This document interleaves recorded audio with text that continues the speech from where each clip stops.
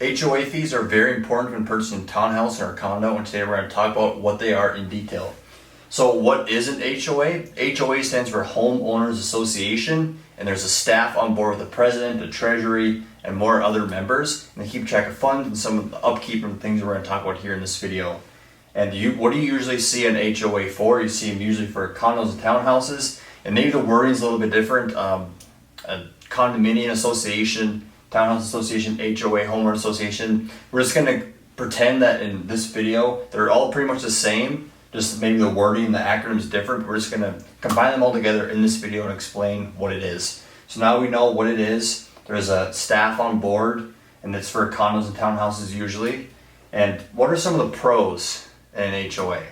So they take care of lawn care, so they'll cut the grass, keep it on there. They also do some snow removal. And I put in quotation marks for elderly people. That's a huge pro.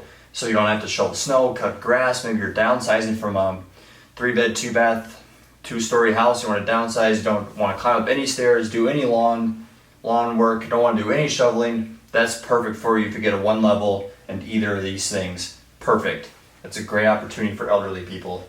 And some other things are included in the HOA fee. Is some of them have water included, garbage included, and just upkeep of common areas. That's something to keep in mind too. Each one is different, so it's good to check the bylaws. We're going to talk about that in a little bit. And also, there's some reserves that cover potentially some exterior damages. I know some condominiums do that, so that's pretty huge. If anything happens to the roof, just know there's reserves in place to fix whatever happens, and something to keep in mind, and it's very crucial and important. So that's some of the pros. We understand that they do some snow removal, some lawn care, upkeeping, and some of the fees actually kind of include some nice stuff like potentially water bill, garbage, and upkeep in common areas. And we also understand now that it can cover some exterior of the building, which is nice, so it doesn't have to come out of your pocket since you're basically door to door with someone else. Okay, so that's some of the pros. What's some of the cons? Some of the cons is that there's bylaws and rules that you have to follow, and if you don't follow, well then you either get penalized or something like that. So some of the bylaws and rules that you may see in some HOAs have no pets.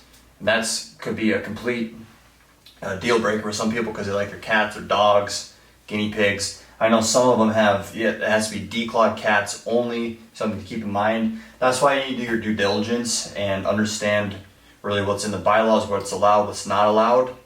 Just to keep in mind when either potentially going to purchase something, or maybe you live in one, you didn't really read through all of the bylaws, and oh, I didn't know that. That's good to know. But now you understand if you live in one, something to check out. So you may pay more in reserves, potentially.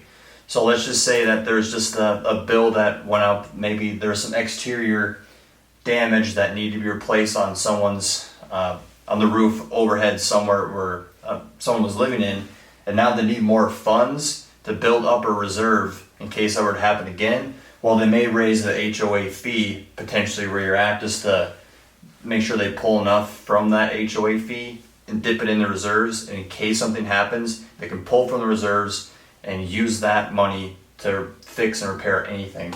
So that's something to keep in mind too. They can raise the price, and maybe you just don't need lawn care, snow removal. Maybe you're a young, healthy, fit person and just really doesn't care about, oh, I don't really care if they mow my grass. I can do it myself. I don't want to pay, we'll talk about the price, X amount of price for them to do this. I think I can just do it myself.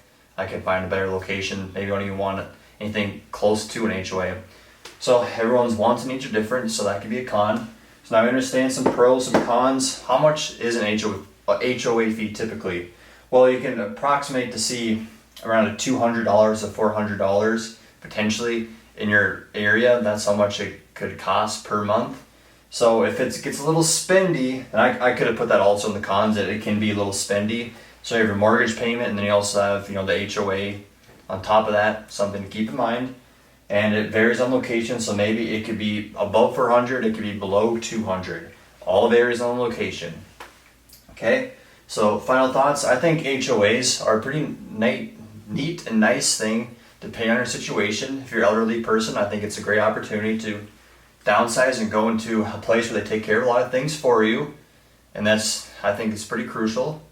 And there's pros and cons to everything, but overall I think it's a pretty good thing just if it gets too expensive, I can understand why someone wouldn't want to live in an HOA.